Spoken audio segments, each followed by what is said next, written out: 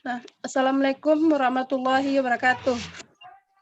Waalaikumsalam warahmatullahi wabarakatuh. Enggak nih.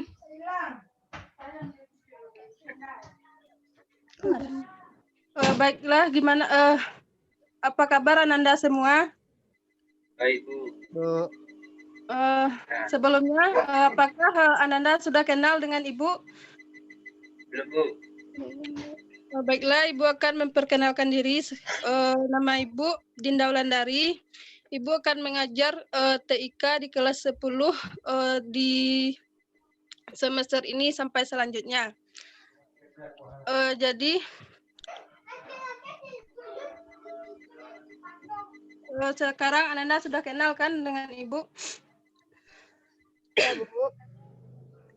Baiklah, sebelum kita mulai pembelajaran, mari kita berdoa terlebih dahulu. Ketua kelasnya tolong pimpin doanya ya. Siapa ketua kelas di sini? Iya.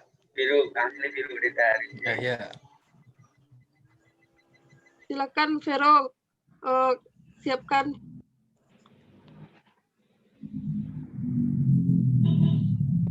Iya. Enggak. Terima kasih. Enggak. Tidak. Baiklah, untuk mulai pelajaran hari ini, kita berdoa terlebih dahulu. Berdoa dimulai. Berdoa selesai. Baiklah, kita masuk pada materi KD pertama, yaitu tentang operasi dasar komputer.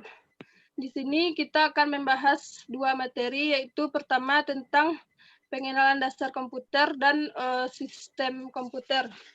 Baiklah, kita masuk pada materi pertama, yaitu tentang pengenalan komputer. Jadi yang pertama itu ada pengertian dari komputer.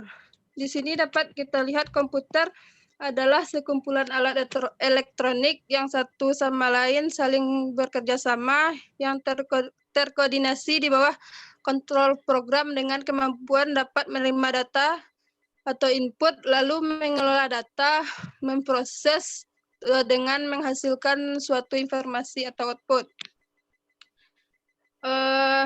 Selanjutnya kita masuk pada sejarah perkembangan komputer. Komputer berasal dari bahasa Latin, yaitu computare yang berarti menghitung.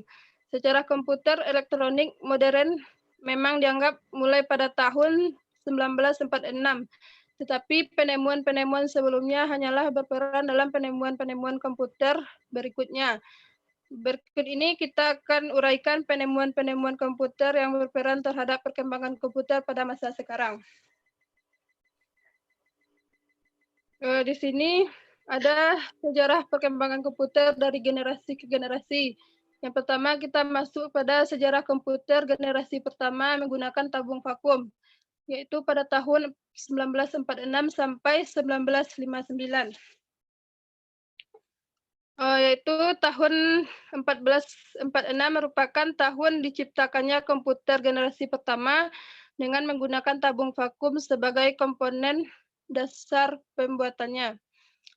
Tabung yang digunakan sebagai komponen ini memang dikenal tidak efisien di beberapa aspek karena cepat sekali panas ketika dipakai. Selanjutnya kita masuk kepada sejarah komputer generasi kedua.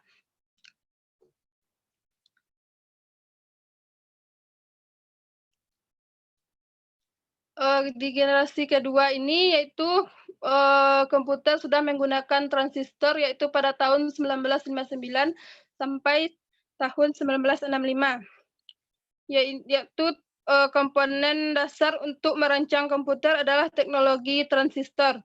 Komponen ini dinilai jauh lebih efisien jika dibandingkan tabung vakum. Transistor mempunyai ukuran lebih kecil dibanding tabung vakum, serta daya listrik yang diperlukan juga lebih kecil untuk pengoperasiannya. Biaya pembuatannya juga jauh lebih terjangkau. Di sini dapat kita lihat ciri-ciri komputer generasi kedua, yaitu ada beberapa. Yang pertama, telah menggunakan operasi berbahasa pemrograman tingkat tinggi, Fortran dan COBOL. Yang kedua, kapasitas memori utama menggunakan magnetic core stroke.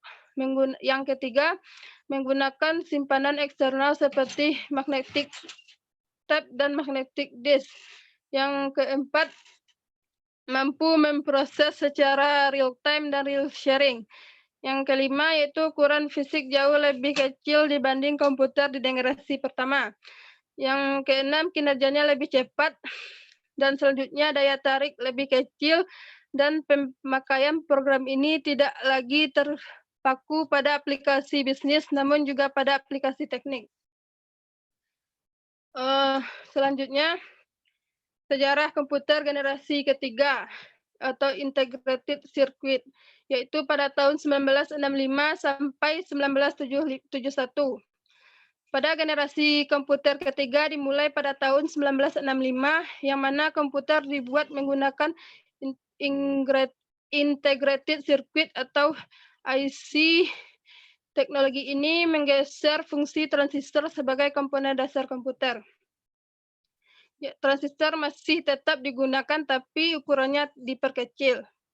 Di sini juga terdapat ciri-ciri komputer generasi ketiga, yaitu yang pertama, listrik yang digunakan lebih hemat, servernya lebih meningkat, harga terjangkau, kapasitas memori lebih besar, kecepatan menggunakan IC sehingga kinerja komputer lebih cepat, memiliki kecepatan 10.000 kali lebih cepat dibanding generasi pertama.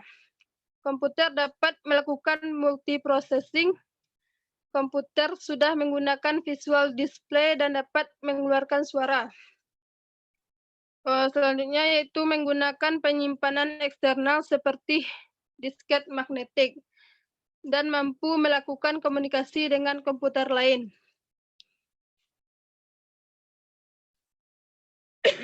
Selanjutnya, komputer generasi keempat, yaitu sudah menggunakan mikroprosesor, yaitu pada tahun 1971 sampai sekarang. Di mana komputer yang kita pakai sekarang menggunakan komputer generasi keempat. Di sini sudah menggunakan komponen dasar bernama mikroprosesor. Chip mikroprosesor ini memiliki ribuan transistor dan beberapa macam elemen sirkuit yang mana saling berhubung menjadi satu. Di sini juga ada ciri-cirinya, yaitu dapat menggunakan LSI. Yang kedua, sudah memakai semikonduktor dan mikroprosesor yang berbentuk seperti chip untuk memorinya. Selanjutnya dipasarkan pada sektor perorangan. Muncul komputer terbaru yang lebih efisien dan mudah dibawa kemanapun seperti laptop. Nah, sampai di sini apakah Anda sudah memahaminya? Atau ada yang mau ditanyakan? Enggak, Bu. Jadi kita lanjut kepada materi yang kedua, yaitu tentang sistem komputer. Apakah Anda sudah tahu apa saja yaitu sistem-sistem yang terdapat dalam komputer? Belum, Bu. Baiklah, kita akan membahasnya, yaitu kita masuk pada pengertian sistem komputer. Sistem komputer merupakan komponen yang berhubungan antar bagian. Selanjutnya, setiap komponen tersebut bisa terhubung dan melakukan tugas sesuai instruksi pengguna komputer. Umumnya, komponen yang ada dalam sistem komputer terbagi menjadi 3 bagian utama, yaitu hardware, brainware, dan software. Jadi, kita masuk dulu kepada fungsi sistem komputer. Yang pertama, fungsinya yaitu kita dapat menginput data yang ada. Maksudnya di sini yaitu menginput semua jenis data yang sudah dimasukkan pengguna menggunakan perangkat hardware. Contohnya yaitu seperti keyboard, mikrofon, mouse, dan sebagainya. Selanjutnya, ciri-ciri yang kedua, memproses data yang telah masuk. Jadi di sini yaitu memproses semua data yang telah masuk ke sistem. Data yang sudah diinput user berbentuk bahan mentah, jadi sekarang sistem menginputnya, sistemnya akan melakukan proses dengan mentransfer data mentah menjadi informasi yang bisa dibaca oleh memori komputer. Proses datanya dilakukan central processing. Jadi yang ketiga, lanjut yang ketiga, fungsinya yaitu menghasilkan data dari input yang telah dimasukkan. Selanjutnya yaitu maksudnya di sini menghasilkan output dari input yang sudah dimasukkan dan diproses sedemikian rupa. Hasil output yang dimaksud bisa berupa video, gambar, hingga suara. Output ini tergantung perintah user yang kita perintahkan. Jadi lanjut yang keempat, yaitu menyimpan data yang diperlukan. Menyimpan data ini maksudnya menyimpan data yang diperlukan oleh sistem dan yang ada di komputer, lalu berupa hasil output dan hasil olahan memori komputer. Sampai di sini, apakah Ananda sudah memahaminya? Atau ada yang mau ditanyakan? Atau tidak, kita lanjut materi selanjutnya. Udah, Bu. Kita lanjut, yaitu yang selanjutnya itu komponen utama komputer. Di sini kita komponen utama komputer itu ada 3. Yang pertama ada hardware, software, dan firmware. Kita bahas dulu yang itu hardware. Hardware yang sering disebut sebagai perangkat keras merupakan komponen berbentuk fisik dan bisa disentuh dengan tangan. Hardware memiliki beberapa bagian di dalam sistem komputer. Berikut pembahasannya. Yang pertama yaitu CPU atau Central Processing Unit, merupakan otak sistem komputer itu sendiri. Unitnya bertanggung jawab untuk kegiatan yang ada di komputer. Selanjutnya input unit. Input unit data yang hanya diinput sebelum diolah menjadi apa yang user inginkan. Jadi diperlukan alat input unit untuk gerbang dan masuk ke dalam sistem komputer. Selanjutnya ada output unit. Output unit. Fungsi ini berkebalikan dengan input unit. Jika input unit data masuk ke komputer, maka output ini sebaliknya. Output menghasilkan data dan informasi hasil pemrosesan sistem komputer. Data yang dihasilkan berupa video, gambar, suara, dan informasi yang kita butuhkan. Selanjutnya itu stroke unit, yaitu instruksi yang diinput sistem komputer melalui input yang disimpan di unit stroke sebelum diproses. Selanjutnya kita masuk pada software. Software yaitu dimana kita sudah tahu yaitu merupakan komponen sistem komputer yang tidak memiliki bentuk fisik atau tidak berwujud. Jadi, software mempunyai wujud digital yang tersimpan dalam komputer.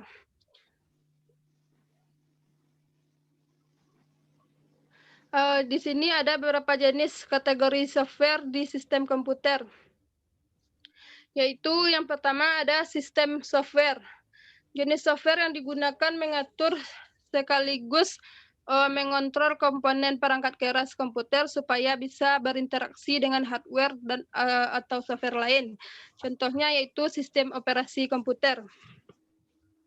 Selanjutnya ada utility software, yaitu jenis software yang digunakan untuk menjaga sekaligus melindungi sistem komputer, namun tidak memiliki kontak langsung dengan hardware. Contohnya yaitu software jenis utility adalah seperti antivirus, defragmenter, dan masih banyak yang lainnya. Selanjutnya, aplikasi software. Jenis software yang digunakan untuk menyelesaikan tugas tertentu dari user, contohnya ada berupa web browser, game, software Office, dan masih banyak yang lain. Selanjutnya, yaitu ada brainware. Brainware adalah kita sebagai penggunanya sendiri, yaitu komponen terakhir yang pasti bisa dimiliki sistem komputer supaya bisa bekerja semestinya adalah brainware. Jadi brainware itu sama dengan user atau pengguna dari komputer. Jadi sampai di sini materinya.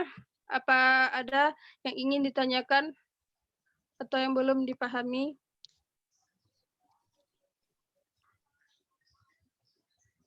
Alhamdulillah udah paham, Bu.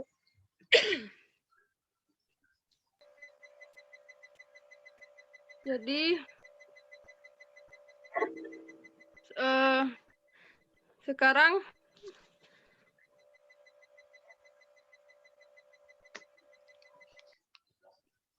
kalau tidak ada, Ibu akan memberikan Ananda tugas, yaitu di sini ada 2 buah soal.